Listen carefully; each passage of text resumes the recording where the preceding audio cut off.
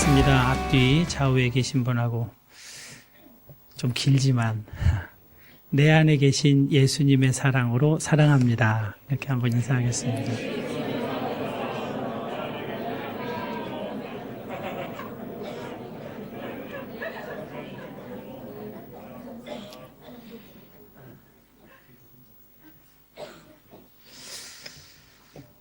오늘은 교회력에 따라 따로 이름이 붙여진 주일입니다. 종려주일이라고 부르는데요.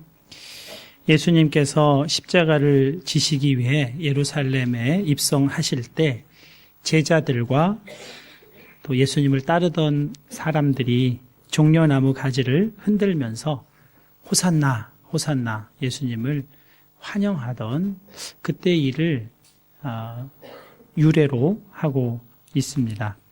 그런 종려주일은 예수님이 예루살렘에 입성하신 것 그 자체로 의미가 있는 것은 아닙니다. 예수님이 예루살렘에 들어가신 뒤에 고난의 한 주간을 보내시는데요. 그 주간을 고난주간이라고 이름을 붙여서 부릅니다. 종려주일은 이 고난주간을 고난주간의 시작을 알리는데 더 큰 의미가 있습니다. 그러니까 고난주간이 없는 종려주일은 크게 의미가 없다는 겁니다. 고난주간이 왜 의미가 있습니까? 고난주간의 끝 무렵에 예수님이 십자가에서 죽으시기 때문에 고난주간에 의미가 있습니다. 예수님의 고난들도 예수님의 십자가가 아니면 별 의미가 없게 되는 것입니다. 십자가에서 죽으심이 없으시면 그 고난도 의미는 반감되는 거죠. 그러니까 십자가 없는 고난주간은 의미가 없고 고난주간이 없는 종려주일도 의미가 없는 겁니다. 결국 십자가 때문에 종려주일도 예루살렘 입성도 가치 있는 것으로 여겨지는 겁니다. 그 예수님의 십자가가 크게 둘로 이해되어야 합니다. 하나는 예수님의 십자가 보혈입니다. 또 하나는 예수님 십자가에서 죽으심입니다. 얼핏 보면 보혈, 죽으심, 그게 같은 자리, 같은 상황에서 일어난 일이니까 뭐가 그렇게 중요한가, 그렇게 따로 생각할 게 뭐가 있나 생각하실 수 있겠지만 잘 들어보시면 좋겠습니다. 예수님은 십자가에서 피를 많이 흘리셨습니다. 그 십자가 처형을 집행하던 형리가 예수님이 목마를 걸 생각해서 신포도주를 올려준 것으로 보아 피를 많이 흘려서 목마르셨음. 또 예수님 자신도 내가 목마르다 이렇게 말씀하실 정도로 피가 많이 쏟아져 나와서 굉장히 목이 마른 상태였음을 알 수 있습니다. 예수님은 피를 많이 흘리셨고 그 피는 우리의 많은 문제를 해결해 줍니다. 예수님의 보혈, 그 피는 놀라운 영적 능력이 있습니다. 그 피로 우리 죄가 깨끗하게 씻어지는 능력인 겁니다. 여러분은 예수님의 보혈, 그 피로 내 죄가 깨끗하게 씻길 수 있다는 걸 믿으시죠? 네. 대부분은 다 이것을 믿습니다. 예수님의 피가 어떻게 우리 죄를 씻으실 수 있을까? 세례 요한이 처음 예수님을 만났을 때 했던 말이 있습니다. 요한복음 1장 29절인데요. 요한이 예수께서 자기에게 나아오심을 보고 이르되 보라 세상 죄를 지고 가는 하나님의 어린 양이로다. 그렇게 말했습니다. 예수님을 세상 죄를 지고 가는 하나님의 어린 양이라고 불렀습니다. 옛 이스라엘에서 어린 양은 아주 중요한 역할을 했습니다. 사람의 죄를 씻을 때 이 어린 양을 죽여서 그 피로 죄를 씻는다고 그렇게 믿었고, 그래서 제사장들은 수많은 어린 양을 죽여서 그 피로 이스라엘 백성들의 각각의 죄를 씻는 일을 열심히 했습니다. 그런데 이 속죄, 죄를 씻어주는 유래는 출애굽의 사건으로 거슬러 올라갈 수가 있습니다. 이스라엘 백성이 애굽에서 노예로 살았습니다. 정말 고생을 많이 했습니다. 입에서 신음소리가 그냥 저절로 흘러나올 만큼 그렇게 고생스러웠습니다. 야곱이 온 가족 70명을 데리고 애굽으로 이주할 때 약속의 땅이었죠. 하나님이 주신 땅. 그런데 너무 오래된 흉년으로 인해서 더 이상 살 수가 없을 것처럼 보인 그 땅을 뒤로 하고 애굽으로 처음 이주했을 때는 애굽이 이 야곱의 가족을 참 잘 대해줬습니다. 그래서 참 좋았죠. 하나님이 주신 약속의 땅을 잊어버리고 살아도 좋을 만큼 그렇게 잘 지냈습니다. 그런데 이제는 애굽이 아니면 우리가 어디서 살아? 애굽밖에는 살 데가 없어 하는 생각이 들 무렵 애굽은 그의 본성을 드러내서 이스라엘을, 하나님의 백성을 심하게 괴롭힙니다. 하나님의 백성들이 그 괴롭힘 속에서 심한 통곡과 신음소리가 나오자 하나님이 그 소리를 들으시고 모세를 보내시죠. 그리고 애굽에서부터 이스라엘 백성들을 빼내려고 하십니다. 그렇지만 바로는 이스라엘 백성을 쉽게 놓아주지를 않았습니다. 하나님이 온갖 재앙으로 애굽을 때리시고 견책하시지만 바로의 고집도 보통 고집이 아닙니다. 마지막 10번째 재앙 심판으로 하나님이 바로를 완전히 꺾으셨습니다. 그 10번째 재앙은 애굽의 모든 처음 난 사람과 짐승을 다 죽이는 겁니다.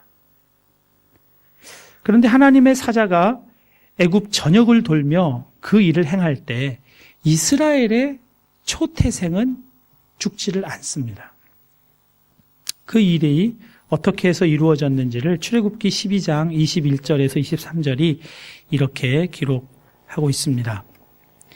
모세가 이스라엘 모든 장로를 불러서 그들에게 이르되 너희는 나가서 너희의 가족대로 어린 양을 택하여 유월절 양으로 잡고 우슬초 묶음을 가져다가 그릇에 담은 피에 적셔서 그 피를 문지방과 좌우 설주에 뿌리고, 그러니까 어떤 집을 들어가려면 문을 지나게 되는데 문 틀에 해당하는 인방과 좌우 그 틀에 어린 양의 피를 칠하라는 말입니다. 아침까지 한 사람도 자기 집 문 밖에 나가지 말라. 여호와께서 애굽 사람들에게 재앙을 내리려고 지나가실 때에 문 인방과 좌우 문설주의 피를 보시면 여호와께서 그 문을 넘으시고 멸하는 자에게 너희 집에 들어가서 너희를 치지 못하게 하실 것입니다. 어린 양의 피는 애굽에서의 그 무서운 재앙을 면하게 하는 구원의 피입니다. 그래서 이 날을 이스라엘 백성들은 유월절로 지킵니다. 유월, 지나갔다는 겁니다. 그 무서운 죽음의 신이 지나갔다 얘기를 하는 겁니다. 그런데 여러분, 예수님이 십자가에 못 박히신 때가 언제인지 혹시 아십니까? 누가복음 22장 1절입니다. 유월절 양을 잡을 무교절이 이른지라. 15절 이르시되 내가 고난을 받기 전에 너희와 함께 이 유월절 먹기를 원하고 원하였노라. 요한복음에 따르면 예수님은 제자들과 유월절 식사, 성만찬으로 많이 알려져 있는 그 저녁 식사를 유월절 전날에 함께 드시고 그날 저녁에 겟세마네로 가셔서 잡히시고 밤 사이에 신문을 당하신 다음에 바로 그 다음날 전격적으로 사형, 십자가 처형이 진행이 됩니다. 세상에 이렇게 불법적으로 한 사람을 처형하는 일도 있습니다. 그런데 그날이 바로 유월절 날입니다. 어린 양의 보혈피로 죄악 세상 애굽에서 이스라엘이 구원받은 바로 그날, 똑같은 날 예수님이 십자가에서 죽으시고 그 피로 수많은 사람의 죄를 씻는 일을 하시는 겁니다. 옛 이스라엘에는 수많은 어린 양으로 각 사람의 죄를 씻었다면 이제 예수님 한 분이 십자가에서 피를 흘리심으로 그 피가 온 인류의 죄를 씻으시는 놀라운 유월절의 약속이 성취되는 순간인 겁니다. 이스라엘 백성들이 어린 양 보혈 그 피로 이제 구원을 받았습니다. 그래서 애굽에서 나왔습니다. 그러나 애굽에 깊이 물들어 있던 이스라엘 백성들은 애굽에서 나왔지만 애굽에 속한 옛 본성은 여전히 가지고 있어요. 그래서 홍해를 지나 40년 광야 생활을 통과하게 됩니다. 40년 광야 생활을 하면서 애굽에서 나올 때 장성했던 사람들은 그 광야에서 다 죽습니다. 그리고 애굽에서 나온 어린아이들, 또 광야에서 새로 태어난 생명들만 가나안으로 들어가게 되는 거죠. 이것이 예수님의 십자가 능력 두 번째, 십자가 죽음과 관련이 있는 부분입니다. 애굽에 속한 본성이 다 죽는 겁니다. 옛 자아가 죄를 계속해서 만들어내는 옛 본성이 죽는 겁니다. 예수님이 십자가에서 피를 흘리실 때 우리의 죄가 씻어질 뿐 아니라 예수님이 십자가에서 죽으실 때 우리의 옛 본성, 옛 자아가 다 함께 죽었다는 겁니다. 이게 광야 40년이 나타내는 십자가의 능력입니다. 다 죽는 겁니다. 애굽에 속한 것들은 다 처리가 되는 거죠. 그래서 바울이 이렇게 고백을 하는 겁니다. 내가 그리스도와 함께 십자가에 못 박혔나니 그런즉 이제는 내가 사는 것이 아니요 오직 내 안에 그리스도께서 사시는 것이라. 우리는 십자가의 능력을 죄 씻어주는 능력으로는 잘 믿어요. 그리고 아이들에게도 그렇게 가르치죠. 너희가 잘못을 하고 죄를 지으면 회개해. 그러면 예수님이 그 보혈의 피로 너를 깨끗하게 씻어주실 거야. 이것을 믿어. 그렇게 가르치기도 하고 우리도 그렇게 믿습니다. 그런데 이 십자가의 능력이 계속해서 죄를 범하게 만들고 죄를 만들어내는 옛 자아를 십자가에서 처리했다, 다 죽였다라는 것은 거의 믿지를 못합니다. 그러니까 믿기가 참 어려운 복음이라고 할 수가 있겠죠. 왜냐하면 옛 자아가 죽었으면 성질도 다 죽었고 성격도 다 없어져야 하는데 여전히 성질도 나오고 거짓말도 하고 악한 말도 하고 그런 말들이 자꾸 나오는 걸 보면 이건 정말 믿기가 어려운 거죠. 내가 살아가고 있는 삶의 경험으로는 정말 믿기가 어려운 게 십자가에서 옛 자아가 죽었다라고 선포하고 있는 이 복음, 입니다. 그런데 십자가에서 우리의 죄가 씻어졌다는 건 믿어요.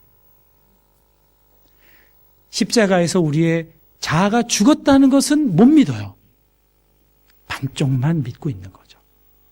우리는 온전한 믿음을 갖고 살아야 합니다. 죄 씻음을 받을 수 있다고 믿는 사람은 죄 짓고 반복해서 회개하고, 죄 짓고 반복해서 회개하고, 끊임없이 그 죄의 수레바퀴에서 그냥 살아갑니다. 그러나 정말 예수님이 십자가에서 죽으실 때 내 자아도, 옛 본성도, 아담에 속한 그 옛 사람도 같이 죽었다고 정말 믿으면 더 이상 죄가 내 속에 역사하지 못하게 하시는 그리스도께서 내 안에 살아 역사하시는 것을 경험하며 살아가게 되는 거죠. 너무나 오랫동안 저 자신을 포함해서 우리는 죄는 도저히 이길 수 없는 것, 죄는 할 수 없이 지을 수밖에 없는 것으로 그냥 결론 내리고 살아갑니다. 그러나 성경의 진리는 그렇게 말하지를 않아요. 죄도 이길 수 있고 죄 짓지 않고도 살 수 있는 삶이 있다고, 십자가에 그 길이 있다고, 그것을 우리에게 말씀해 주시는 겁니다. 여러분, 이 십자가 복음, 온전한 복음을 다 믿어 여러분의 삶에 그러한 놀라운 삶이 시작될 수 있기를 축복합니다. 이제 본문으로 들어가 보겠습니다. 함께 읽은 본문에는 문둥병자 10명이 나옵니다. 이 사람들은 참 비참한 삶을 사는 사람들입니다. 천형이라고 부르는 문둥병에 걸려서 살아가니까요. 살이 썩어 들어가는 그 몸의 고통은 정말 말할 수가 없겠죠. 손가락이 다 떨어져 나가고, 코가 문드러지고, 피부가 험푹 파이고, 몸에서 고름이 흐르고, 그렇게 온몸이 썩어 들어가다가 죽는 병이 문둥병입니다. 정말 그 몸의 고통은 이루 말할 수 없겠지만, 그 몸의 고통과 함께 그들은 사회적인 관계도 다 끊어지는 소외와 외로움의 고통을 함께 지고 가야 했습니다. 자기 몸에 이상이 생겨서 제사장에게 가서 보여주면 제사장이 당장 성 밖으로 나가라고 합니다. 이 몸으로는 함께 같이 살 수가 없다는 겁니다. 당장 나가서 따로 살아야 한다. 그렇게 이야기합니다. 가족과 이별할 틈도 없이 그냥 내쳐지는 겁니다. 그렇게 바깥에서 사회적인 관계가 다 끊긴 채로 혼자 외롭게 살아갈 때 그 아내의 향기가 얼마나 그리웠겠습니까? 자녀의 그 살결이 얼마나 만지고 보고 싶겠어요. 그것을 다 차단하고 혼자 그렇게 고통스럽게 삽니다. 정상적인 사람들이 사는 데를 지나가려면 부정하다, 부정하다 그렇게 외쳐야 돼요. 나는 부정한 사람이다. 나는 하나님으로부터 저주받은 사람, 형벌받은 사람이다. 이렇게 외쳐야 돼요. 이렇게 외치지 않으면 사람들이 문둥이라고 돌로 쳐 죽여도 말할 수가 없는 그런 사람입니다. 그들이 예수님에 대해서 들었습니다. 예수님이 눈 먼 사람도 고쳐주고, 또 몸에 질병이 있는 사람도 고쳐주고, 죽은 사람도 살려내고 문둥병자도 고쳐주었다는 소식을 들었어요.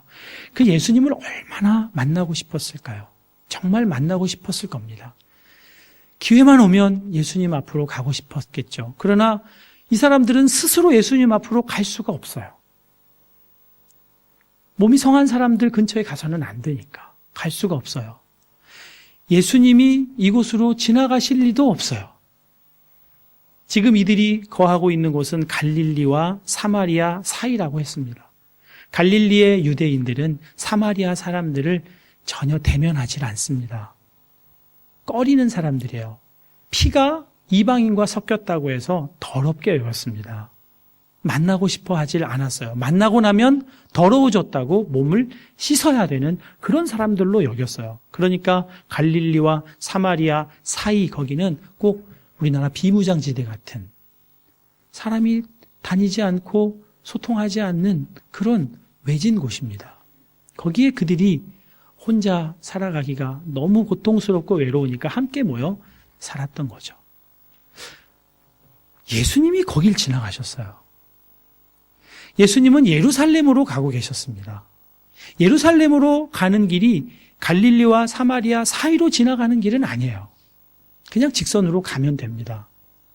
갈릴리와 사마리아 사이로 가게 된다는 건 직선 도로가 아니라 갈지자 도로로 가게 된다는 걸 의미해요. 그런데도 예수님은 그들을 만나기 위해 그곳으로 가셨습니다. 일부러 문둥병자 10명을 만나기 위해 가신 거죠. 어쩌면 예수님은 이들의 처지와 나의 처지가 비슷하다고 생각하셨을지도 모르겠어요. 이제 곧 나무에 달려 하나님의 저주를 받은 자라는 오명을 쓰고 십자가에서 죽으셔야 하고 제자들, 가족들 다 사회적 관계 다 끊어지는 그런 외로운 자리로 가야 하는 그 예수님이 그들의 심정을 너무나 잘 아셨던 것 같아요. 찾아가셨습니다. 예수님을 만난 문둥병자들이 가까이 가지도 못하고 멀리 서서 예수 선생님 우리를 불쌍히 여기소서 고쳐주소서 그렇게 소리를 외칩니다. 그때 예수님이 아주 간단하게 그들에게 대하십니다. 14절 말씀인데요. 보시고 이르시되 가서 제사장들에게 너희 몸을 보이라 하셨더니 그들이 가다가 깨끗함을 받은지라. 가까이 가서 보셨겠죠. 보시고 그들에게 말씀을 하세요. 제사장에게 가서 몸을 보이라. 전에 예수님이 많은 사람들을 고쳐줄 때는 그 고침받는 사람이 내가 고침을 받겠구나라는 것을 느끼게 해주면서 치유를 해주신 일들이 많아요. 눈먼 사람의 눈에 손을 대시기도 하고 말 못하는 사람 혀에 손을 대시기도 하고 죽은 아이의 손을 잡아서 달리다굼 일으켜 세우시기도 하시고 내 죄사함을 받았느니라 이렇게 선포를 해주시기도 하고 하면서 그들이 볼 때 예수님이 나를 위해서 지금 치유해 주시려고 하는구나 이걸 감을 잡게 믿음이 생기게 어떤 일을 하고 병을 고치셨는데 이번에는 그런 느낌을 전혀 가질 수 없는 아주 간접적인 방식으로만 말씀을 하시는 거예요. 제사장에게 가서 내 몸을 보이라. 제사장이라고 하는 사람은 병이 있는지 없는지 판단해 주는 사람이니까 제사장에게 간다는 건 병이 없다는 얘기잖아요. 병 없음을 확인받고 가정으로 돌아가라 그 얘기잖아요. 간접적으로 낫게 해주겠다는 얘기죠. 그런데도 이 10명의 문둥병자들은 예수님의 이 말을 그냥 믿었어요. 아무런 믿음직한 소리가 아닌데도 믿을 만한 느낌이 없는데도 이들은 믿었어요. 우리가 신앙생활 할 때도 이런 일들은 자주 있습니다. 뭔가 믿을 만한 전조들이 있을 때는 그래 한번 믿어보자. 믿자. 이럴 텐데 믿을 만한 전조가 아무것도 없고 그렇게 오래 기도를 하고 그렇게 간절히 부르짖는데도 하나님은 그냥 아무 대답을 안 하시고 고개 돌리신 것처럼 느껴지는 그런 때 여러분 그때 이 문둥병자 10명을 좀 기억하시면 좋겠습니다. 믿었어요. 아주 간접적인 그 사인을 믿고 이들은 제사장에게로 돌아갑니다.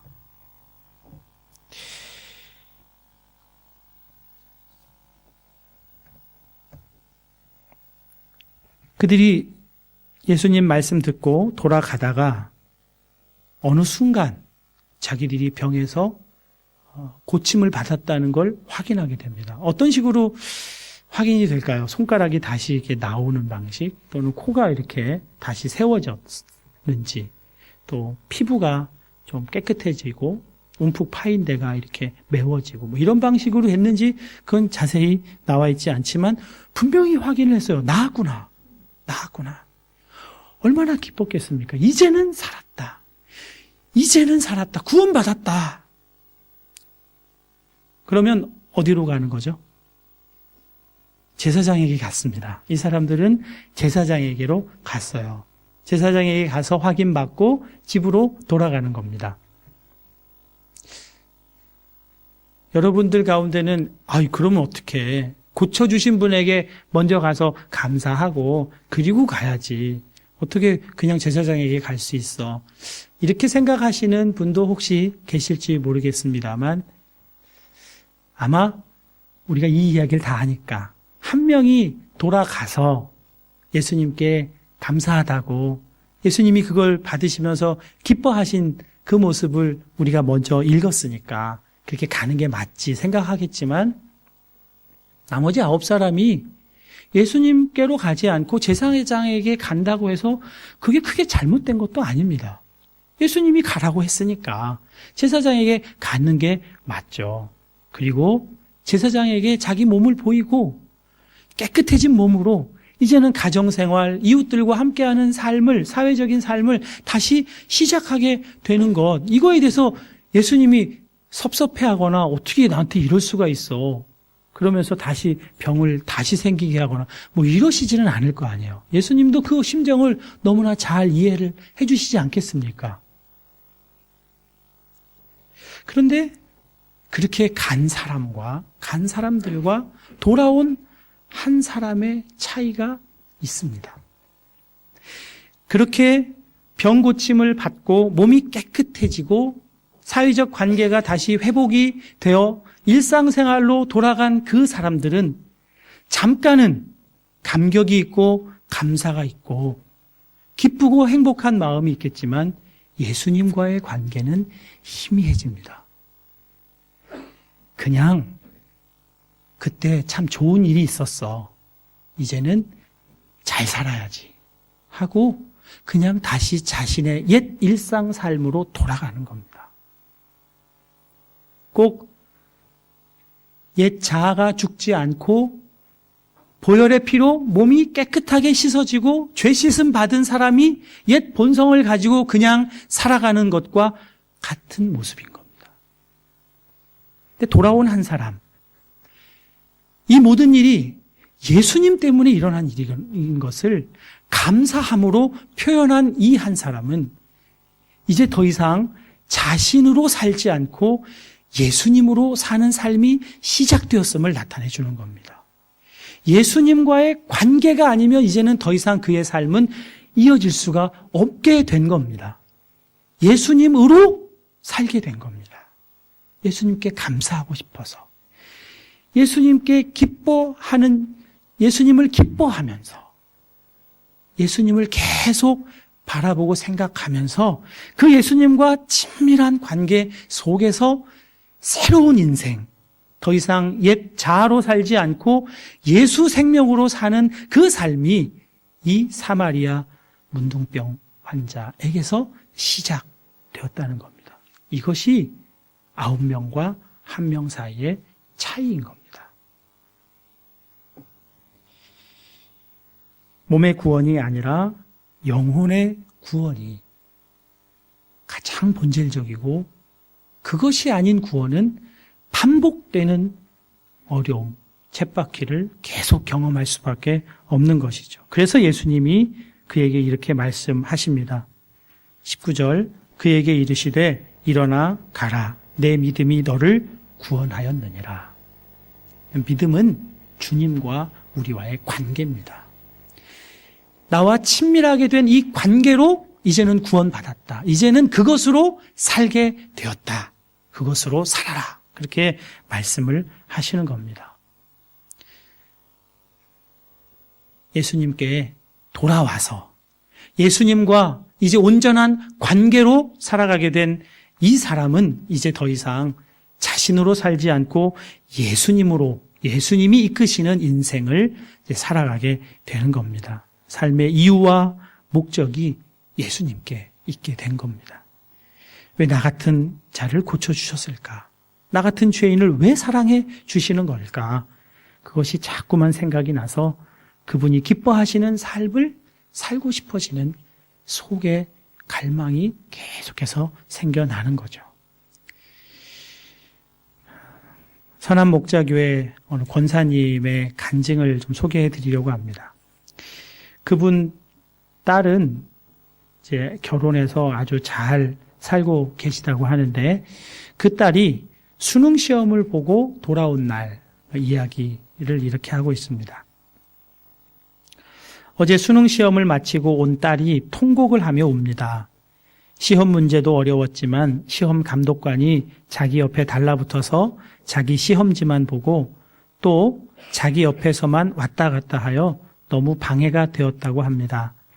그래서 자리를 비켜달라고 요구하였는데 감독관이 오히려 핀잔까지 주었답니다. 또 자기 자리가 출입문 바로 옆이어서 쉬는 시간에는 들락거리는 수험생들 때문에 자리에 앉아 있을 수도 없었답니다.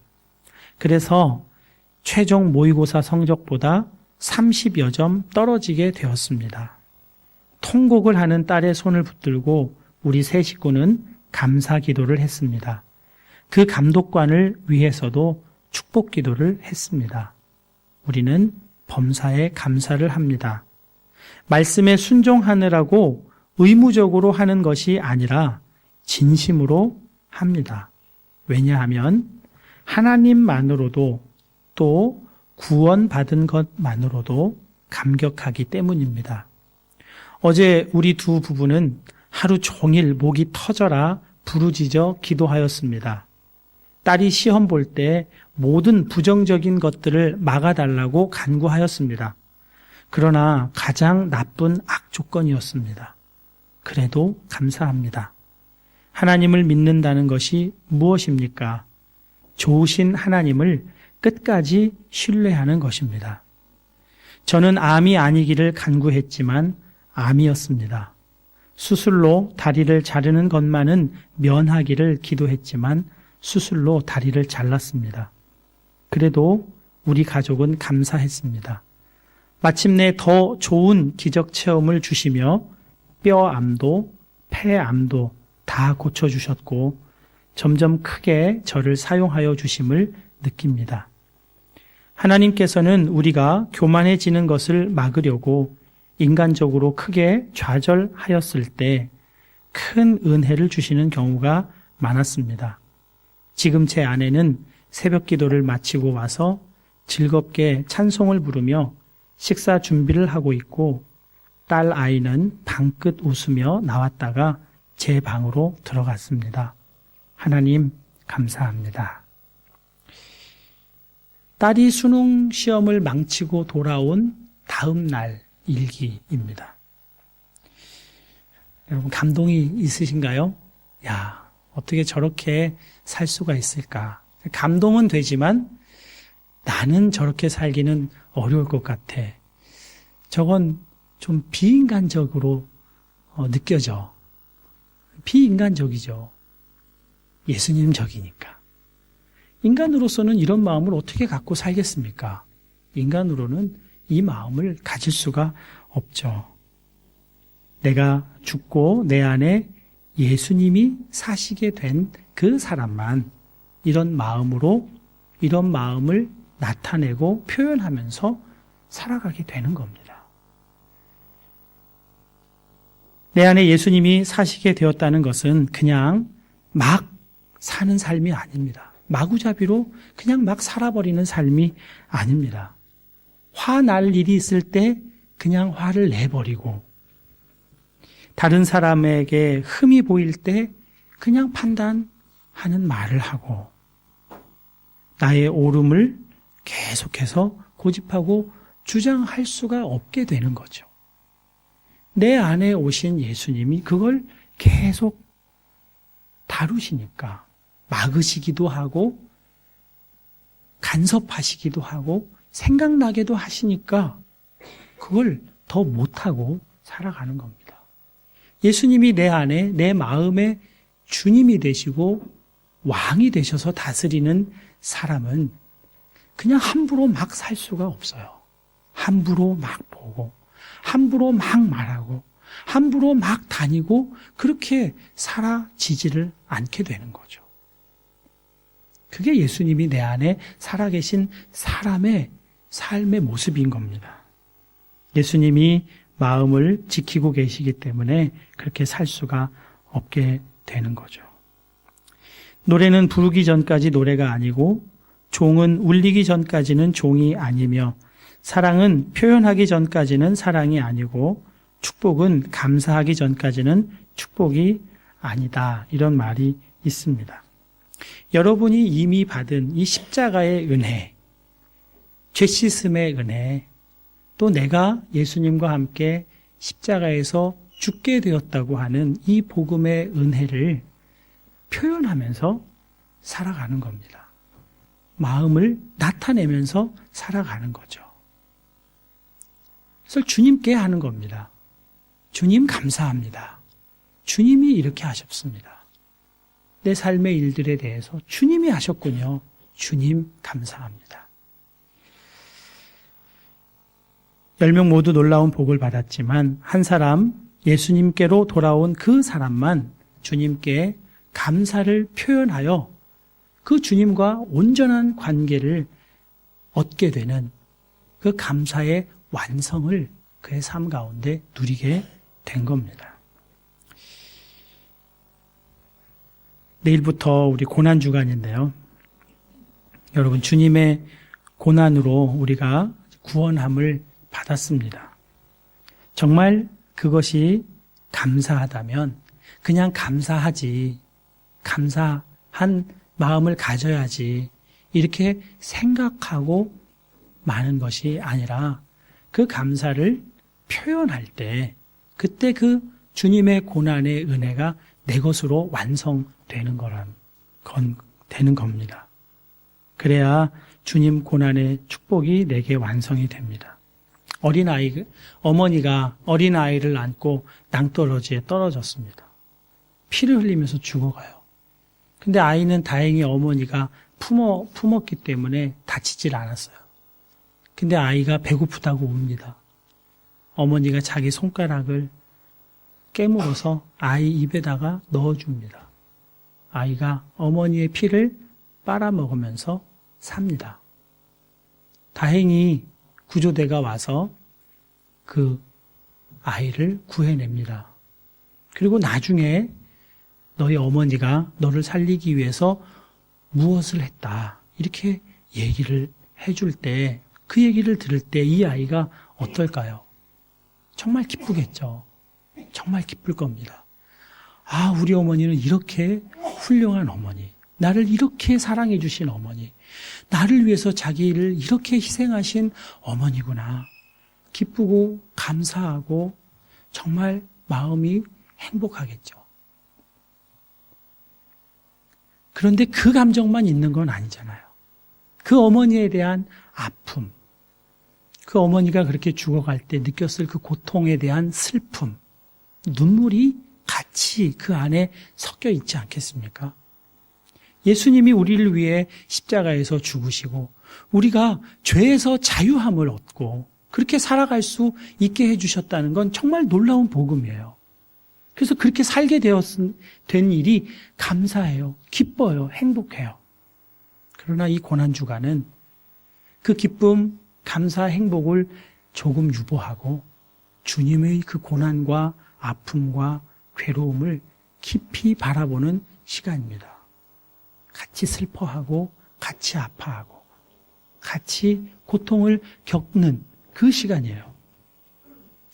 그 시간을 지난 사람만 부활의 놀라운 영광과 기쁨을 누리며 살아가게, 이번 부활주일에 정말 다시 사는 것 같은 그런 놀라운 기쁨을 취하게 될 줄로 믿습니다. 이번 고난주간에 이 장소는 아니고 우리 교육관에서 겟세마네 기도회로 모입니다. 8시에 모입니다. 길게 시간을 갖지는 않을 것 같아요. 여기에는 보이지 않지만 교육관 예배당에는 십자가가 있습니다.